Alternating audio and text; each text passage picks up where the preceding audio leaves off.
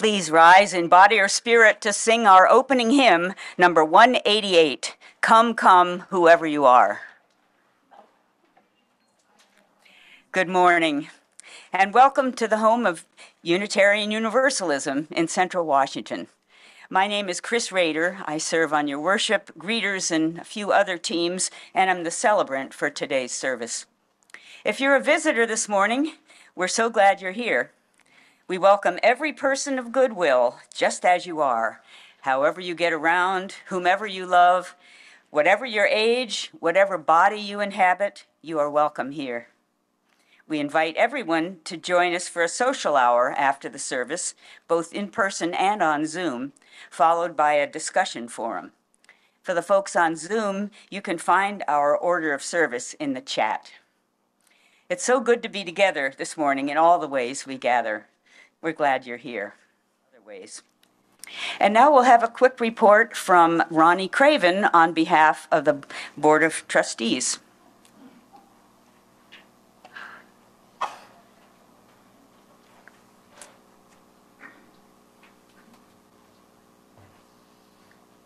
Good morning. I don't have a written report because Elizabeth stole my thunder last week. So I'm the secretary, and we decided we'd go back to giving you a short report about what happened at our last board meeting. So, of course, the main thing is we voted to have our flag outside on the pole. We're very excited about that. Mainly the business of the board was sort of boring. We're working on some policy updates to be more current, and then also some budget things and some investments that are going to really benefit our bottom line as we look towards how we're going to manage where we're going to be after the highway, if they ever do, takes our building. So that's pretty much it, and thank you. Thank you, Ronnie. I love it when you ask somebody to give a brief report and they keep it brief. And one final report. After today's service, we'll be having an interactive forum led by Dusty Mahoney, the YWCA Programs Director.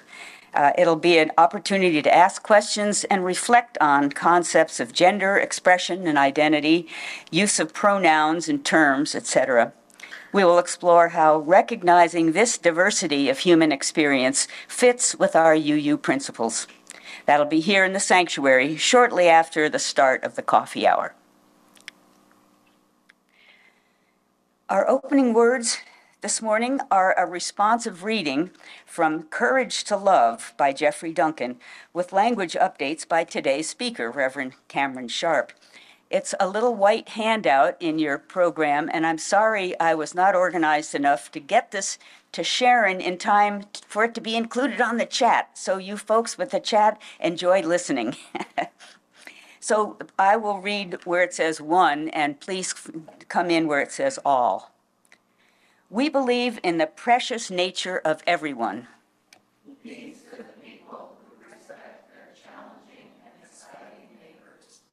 We believe in justice for all people. Peace to the people who promote just and equal opportunities for all individuals. We believe in human rights for everyone. Peace to the people who support the right for people to be accepted for who they are. We believe in the acceptance of persons of all sexual orientations and gender expressions. Peace to the people who speak out against persecution, bullying, verbal and physical abuse of individuals and groups of people. We believe in an inclusive fellowship. Peace to the people who, with their love and desire for the wholeness of earthquakes, create communities and churches where they are enabled to worship in the spirit of diversity, honesty, and love.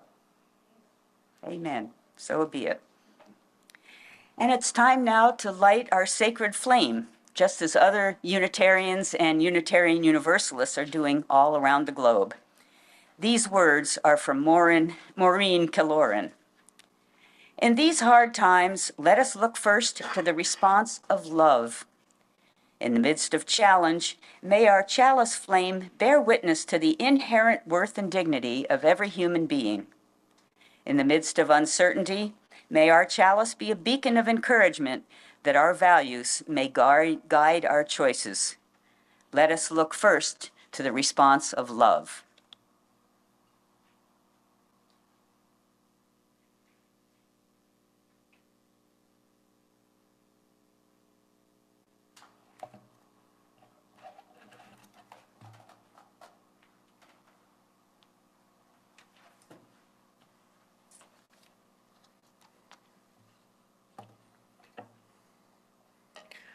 Coming into the generation of those who use electronics, I'm starting to do my best. Sometimes I take too long and I forget what my lock number is. The Day of Transgender Visibility, a reading from the Human Rights Campaign. Each year, on March 31st, the Human Rights Campaign honors International Transgender Day of Visibility. It is a time to celebrate transgender and non-binary people around the globe and acknowledge the courage it takes to live openly and authentically. Transgender advocates also mark the day by raising awareness about discrimination and violence that transgender people face. It is helpful to remember that Black, BIPOC, and Asian trans folks, FOLX, suffer exponentially more trauma, discrimination, and violence than our white siblings. The Human Rights Campaign estimates that there are more than 2 million transgender people across the United States. We are parents and siblings and children. We are your coworkers, your neighbors, your friends. We are 7-year-old children and 70-year-old grandparents. We are a diverse community representing all racial and ethnic backgrounds, as well as all faith traditions. Transgender Day of Visibility allows us all to honor the joy and resilience of transgender people everywhere. It allows the unique voices and identities of all transgender people to be elevated and celebrated.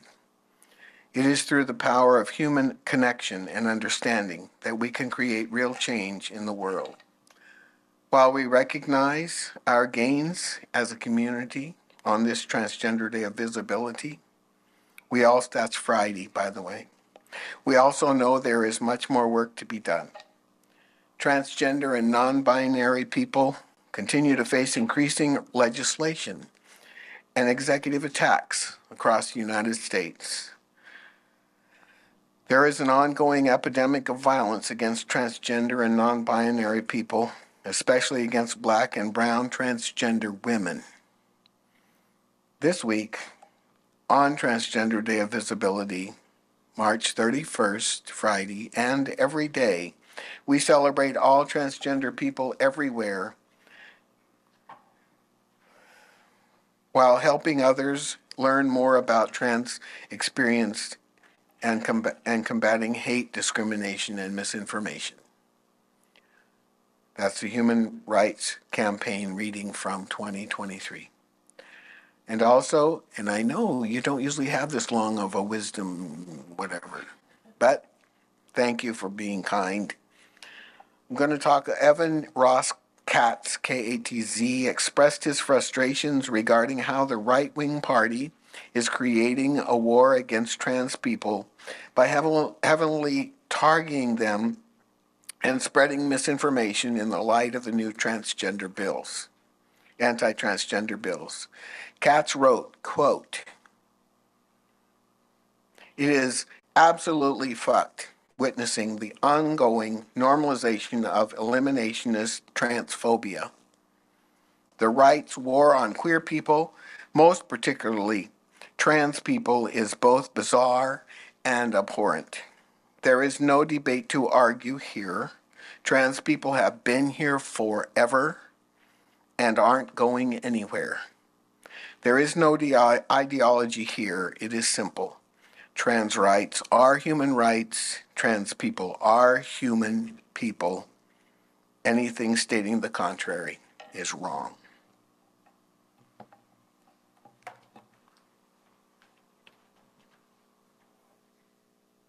Very good. Thank you, Reverend Sharp.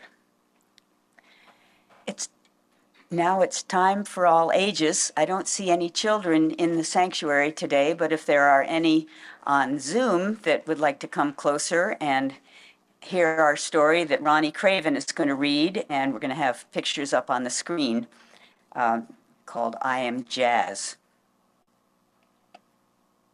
It doesn't matter if there aren't any children. Is an authorized minister in the United Church of Christ. His gifts and ministry have been used in South Korea, Fiji, Japan, far north Canada, Mexico, and across the USA. He has worn the job titles of missionary, evangelist, teacher, pastor, counselor, and chaplain. His favorite title now in retirement is Grandpa. His Master of Divinity was earned at St. Paul's Theological Seminary. His doctorate in pastoral care and counseling was earned at Sanctus Theological Institute. That said, most important to him, and I hope to you, is how he chooses to live his life, embracing extravagant inclusivity, loving acceptance, and radical welcome. Reverend Dr. Cameron Sharp.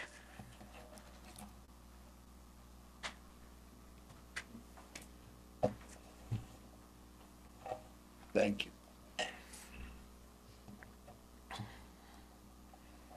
Thank you for choosing that song.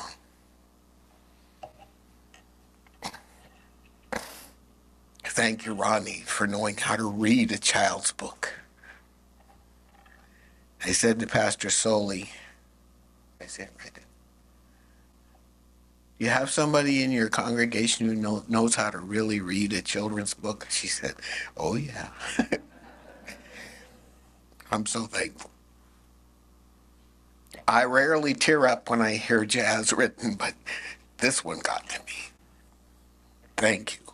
Thank you very much. Thank you for allowing me to be here. As I shared with Kimbris and Richard yesterday, it's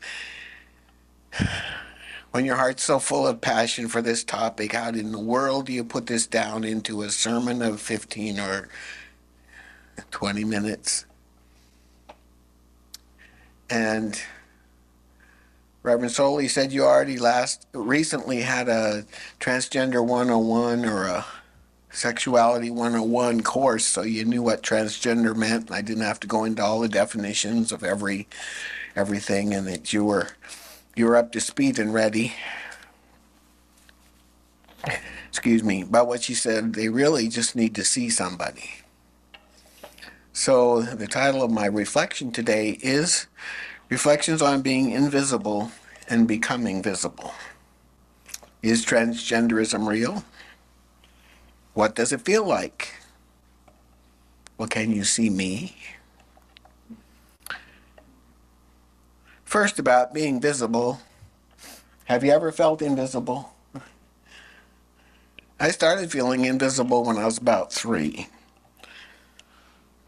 Sort of like jazz, I knew at a very young age who I was, and I tried to tell my parents that they were making a mistake when they called me a girl.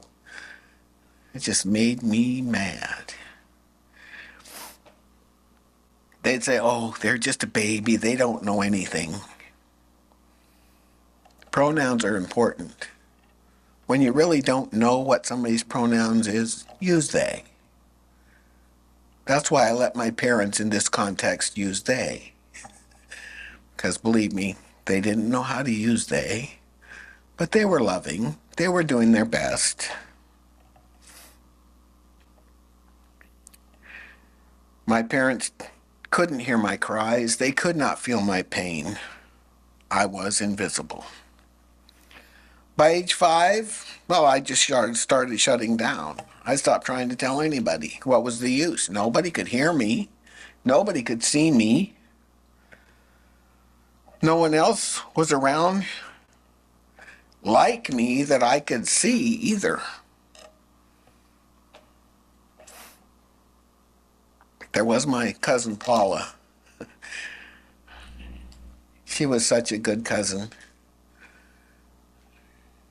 She's the only person I could talk to, and she would just listen. She didn't try to tell me what I was or wasn't. She just said, "Wow, that's hard. I'll do my best to help you be a good girl." All through my life, when I had to learn how to put on makeup, Paula helped me put on makeup. And she was so good at it, and I sucked. Well, first of all, I didn't want to do it, and second of all, I just had no heart for it, right? So it wasn't good. I did my best, and it was hard to know that one is a failure from such a young age. That sense of failing 24/7 only grew and deepened my whole life. When I reached puberty, a nursing term, a medical term, menarche, I realized my body had become a full-on traitor. No one could see, and here I was not supposed to be having a damn, what is this blood stuff? Period. No, this is wrong. My body hated me too. What the fuck is happening to my chest? These lumps growing there. Can't I go to a doctor and have them removed, please? I apologize if I use frank words. I don't mean to offend. But it was truly a WTF for me. I was trapped in a straight body, and I hated myself, and I want you to feel that. I want you to hear it, that there are children today in our midst who cannot be heard, who are yelling, "Please see me."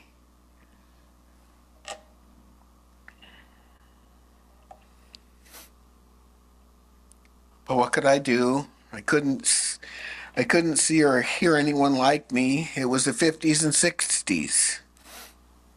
So I looked it up. When did the word transsexual and all that start?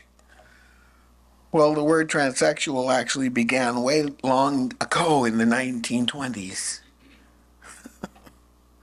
In 1949, David Oliver Caldwell started saying the word transsexual in the English language, translated from wherever it came from, and it was popularized in 1966 by Harry Benjamin, which was about the same time transgender was also coined. I was born in 51. We didn't even have the words to explain. My mom had an 8th grade education, and my father had 1 week of a 10th grade education, and they were doing the best they could. I don't know why they can't be happy when I dress them up in that pretty dress I brought for them that they hate and want to tear to shreds. Go back through the pictures of our family. We sat after Mom and Dad had both gone, and we were going through the family pictures, the slides, throwing them up on the screen. I wasn't saying anything. I was just sitting there. And Cheryl, my sister-in-law, said, "You never smiled." I said, "Well, what did I have to smile about?" I didn't mean to cry this whole sermon or reflection, but my emotions are pretty raw right now. I want you to see. Everyone I knew except one cousin, Daryl, was unlike me. He was so cute, prancing around in his boa and wearing a dress in secret, smiling and twirling and having such fun. He knew he wasn't a boy, but no one could see him either. He was so pretty.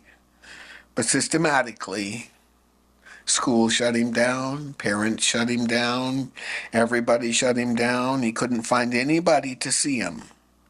So when he was 16, he took a gun and blew his brains out. I don't want to re-traumatize anybody, but this is how it really happens. And I wondered, was this to be my fate as well? I know that one of my many uncles, who I love and adore, I don't know if you know this, Gina, so I apologize. Uncle Kenny was gay. No one ever talked about it. He would be invisible just to be part of the family. And a few years before he died, I came out to him as trans, and I said, now, could you just tell me the truth, Uncle Kenny? I'm just going to ask you a straight question. I just want you to say the answer. Are you gay? He said, yes, but we will never talk about that again. Because of family. He was who he was in California. But he was not ever in the family. He always brought his friend Mitzi to camp. They stayed in the same cabin. Everybody thought they were a couple. She was a good ally. She was somebody that made him safe in our family. When he was there, he was an amazing musician. He had the voice range of hardly anybody I've ever met. He was a operatic tenor who could sing bass, baritone, and the high soprano notes. The only reason I know that's because he would lead our choir and he'd say, okay, sopranos, you're not reaching this note, and he'd sing it like a bell tone. I'm going, good grief. And he'd say, your bass is over there, this is where this belongs. I loved Uncle Kenny. He was amazing. He honored me at his funeral by allowing me to be the preacher. And I met his huge gay community. Anybody ever go to the Seattle Men's Chorus? Okay, his funeral was like going to the Seattle Men's Chorus times 4. Well, because there was many more people. Down in L.A., it's where he lived. It's where he taught. Well, he actually taught at Laverne College, which was in Laverne, California, of all places. Anyway, I thank him so much for that, because my brother was there, and my brother has always been my ally. He's 18 months older than I am, and he protected me as a kid. And when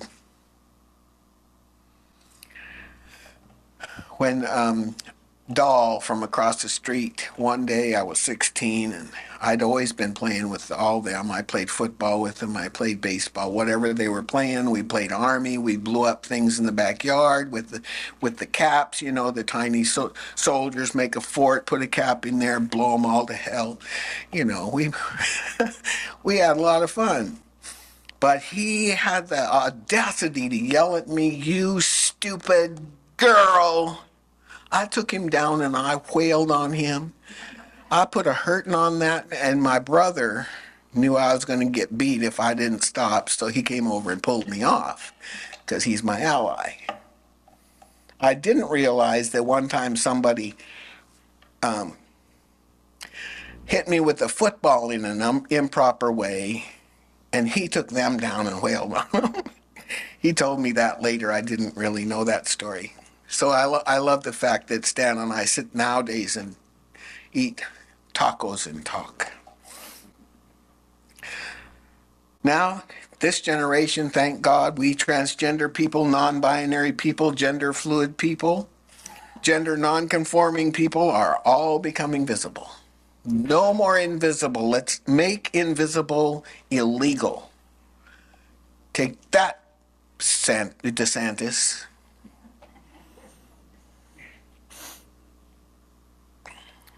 It's cost some of us our lives.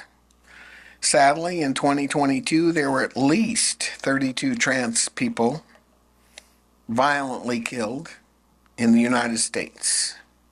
Not to mention our sibling there who described her brother and what happened to those in her native country and other native countries where they just killed, But there were 38 killed in the United States of America in 2022. And this year, the Human Rights Campaign reports that there are at least 6 transgender and gender nonconforming people who have tragically and inhumanely been killed through violent means. And this is only March. LGBTQAI plus teens are committing suicide at a far greater rate than their cisgender siblings. And why wouldn't they be? With those people who are raging against us and taking on greater and greater courage to say out loud, we need to eliminate them. They all must be eliminated. Not just be don't take them back to where they were invisible. Just get rid of them all. Who said this latest? Besides Hitler. Mussolini and Hitler, they started saying the Jews, we got to eliminate these. They're subhuman. But this is the same thing as being said about the LGBTQAI plus community today. Because we're becoming invisible, the hate is increasing, but we're not going back. I am never going to be invisible again. Well, it'd be harder now anyway. The gender dysphoria I faced until I found a therapist who helped me understand was profound. It was terrible. It was gut-wrenching. Gender dysphoria is real. I, like so many others, not only hated myself, but physically mutilated, hurt, and on several occasions thought, what would be the best way to kill myself and end all this pain? Before therapy, the best I can do was become androgynous. Heard that word before? That's where you just don't look like either a girl or a boy. You're just sort of in that gray fizz. And people are always walking up to you going, they don't. And the is the start of the ma'am or sir. And they're not sure which one. Then you get, for me, I became, in my androgynousness, I would look more male than female, and so they call me sir, and that would piss me off also. Because I want to be who I am, and you're not letting me be, and yet you have the audacity to call me sir. Bite your tongue. I'm just talking real. Ask my therapist. I told her many a time about that one. Once you find yourself, you're damn sure never going to hide again. So I'm getting near the end. Have I talked too long already? Let's talk about bathrooms and locker rooms for a minute. Would you be comfortable, ladies, if I walked into your bathroom? Really? You'd be going, hell, you get out of here, your bathroom's over there. And yet they want to, and they are, making laws saying that you have to pee in the place of your genetic code. I was explaining to them the science behind who I am yesterday. By the way, it takes too long and it's too complex, but it's real too. The science is real. Well, we're learning better lockers and bathrooms and lockers. I feel worse for my trans sisters, my trans siblings who are female. Because you look at me and unless I tell you, you probably don't know. My voice is the right register now. My hair is the appropriate, my brother laughs, bald, with a little bit of fuzz. You know, you're not going to know. I had those abhorrent lumps removed, but you should never ask a person about their gender affirming surgery ever. But I'm willing to tell you because I mentioned those offensive lumps, so I'm going to tell you what happened to them. But the process is you go to therapy and you do a whole process with your therapist. And when your therapist says, yeah, there is no coming back for this person, they are who they say they are, you can do this surgery, and sends a letter to your surgeon. If they're only if they're a reputable surgeon, pretty much, they're not going to do the surgery. So all these laws they're making, that's just built on lies. I use them. Ladies go into the ladies' bathroom, and I mean male to female, transgender people, gender fluid people that you don't really know which bathroom they should go in, and don't worry about it. They know, right? You already know that part. But you know, when I go to a men's bathroom, there are stalls in there. I just go in the stall. I don't want anybody messing with me. And yes, I have learned to pee standing up, but so what? It's a nuisance. I just as soon sit and enjoy myself, relax for a minute. But the ladies go in, there's stalls in your room. There is no place to pee except in a stall, right? So unless you're willing to get down and crawl underneath or tall enough to look over top, you're not going to know. And they're ladies, so they sit to pee too. They don't stand to pee. You can't look at the outside and say, oh, that's a trans person in there. Look at their feet. That's facing the wrong way. No, they're sitting to pee like ladies. Okay, enough of that. I also go to the men's locker room, and this is frightening for me, especially at the beginning. Because what if somebody finds out? Because I know what happens to transgender guys who are caught in the guys' locker room. And blood is involved. It's pretty much not their blood. So I was pretty frightened, but you know, I learned this before, has nothing to do with transgenderism, but I learned as a nurse that if you act like you belong somewhere, nobody asks you anything. So in the University of Texas, when I wanted to go over where they were doing the autopsies, and I wasn't allowed over there, I just walk in like I belonged. Nobody ever said anything.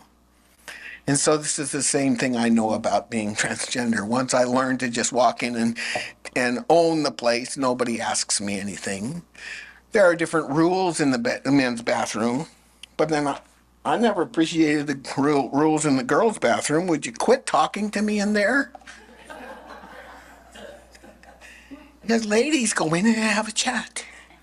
So here's my plea. If you're in a public bathroom and a trans lady walks in, strike up a conversation like you would any other lady. Wow, I like your makeup. What color is that anyway? Is it CoverGirl? I'm, dating myself because I really don't know. I don't want to know. But if you have to go to the bathroom with one of these people, make them comfortable, protect them, normalize them, be an ally. Oh, back to the locker room. Even in the Y, they have two places where you can draw the curtain and change. I just go in there. My father-in-law says, so do I. So what?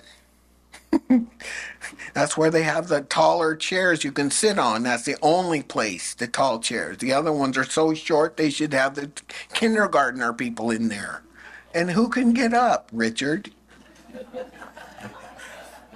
Richard has a target on him today. We decided earlier, so. I love you, Richard. I'm almost done. We need to learn new words like folks, Folx, beloveds, dear ones, people. Here's a good one from the South. Y'all. I love y'all. Siblings. We're siblings. We don't always have to be sister and brother, because what if we're somewhere in between?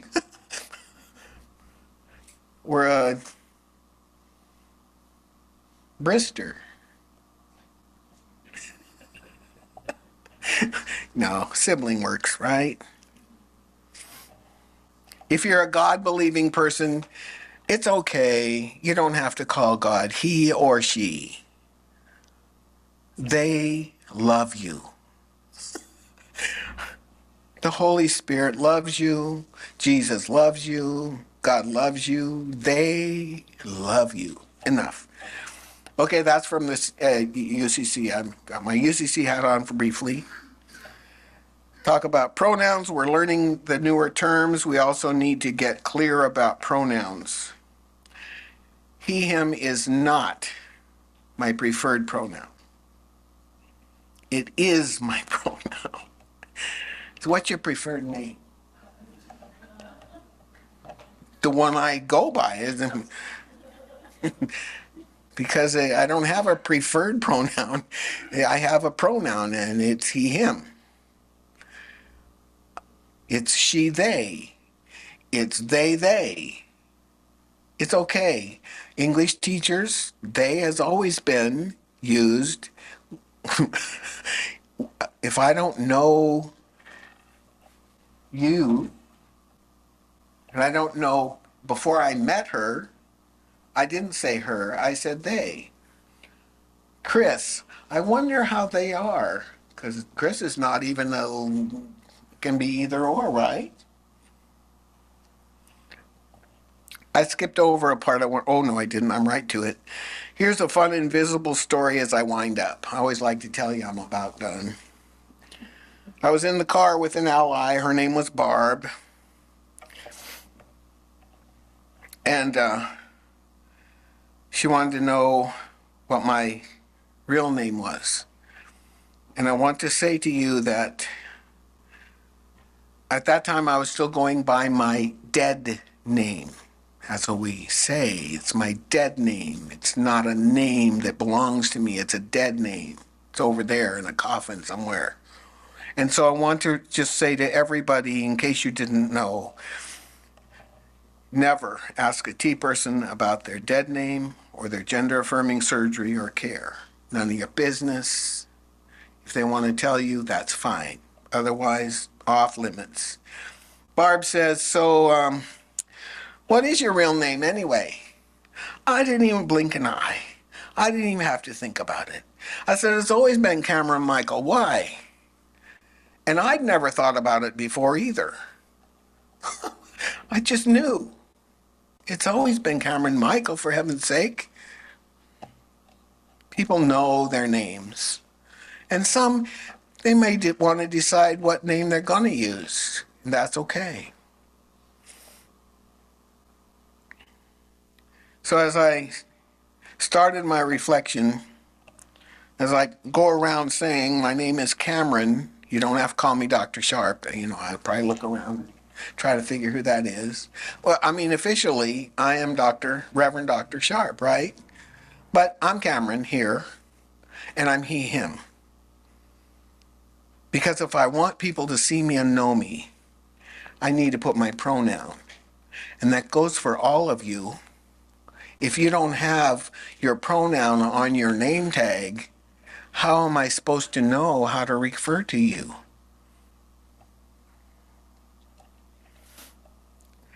As I walk through life, I was invisible, but no longer. Now I'm visible. Is transgenderism real? Yes. What does it feel like? I just gave you a teaspoonful. No one misgenders me anymore, and my name is Cameron Michael. I use he, him. And it's sure been glad to meet y'all. Now we're going to teach you a song. It's from the UU hymnal, page 3125. You guys have long hymnals, that's all I got to say. Anyway, it's called Draw the Circle Wide. And you'll see by the words exactly what it means. But the point is, if you meet somebody you don't know, draw the circle wide and bring them in. If you meet somebody who doesn't think like you do, draw the circle wide and bring them in. If you know somebody who you really have trouble loving, keep drawing the circle wide. Keep drawing the circle wide, dear ones. Draw it wide and draw it wider still. No one stands alone. We stand side by side. Draw the circle wide. Thank you. The purpose of our UU Fellowship is to encourage all who gather here to grow more generous in spirit and in action. This is the great end of all the world's faith traditions, to bring the human being closer to the divine by acts of creation and compassion. The act of giving, regardless of amount, is one way we create a beloved community. So this is a Share the Plate Sunday. Dylan Spradling from Children's Home Society will briefly explain an opportunity to help teens through your donations today.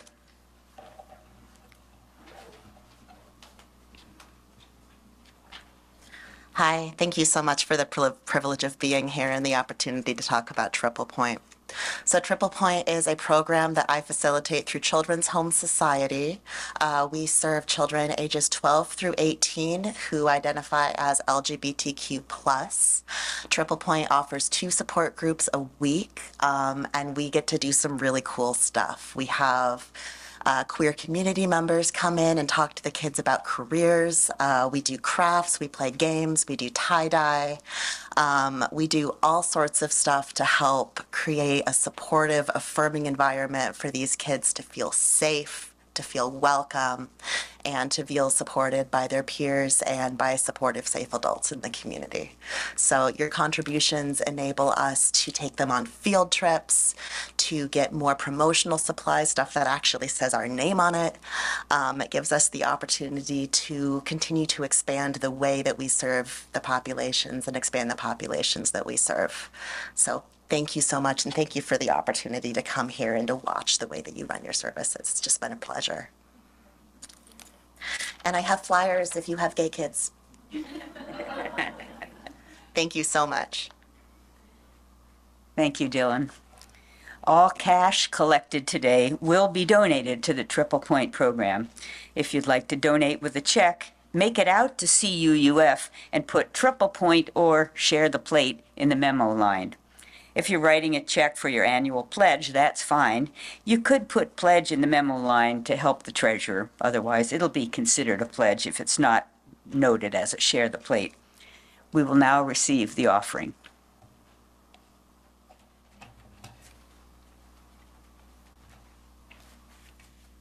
I invite us all to stand for a benediction. Benediction is a blessing to take with you.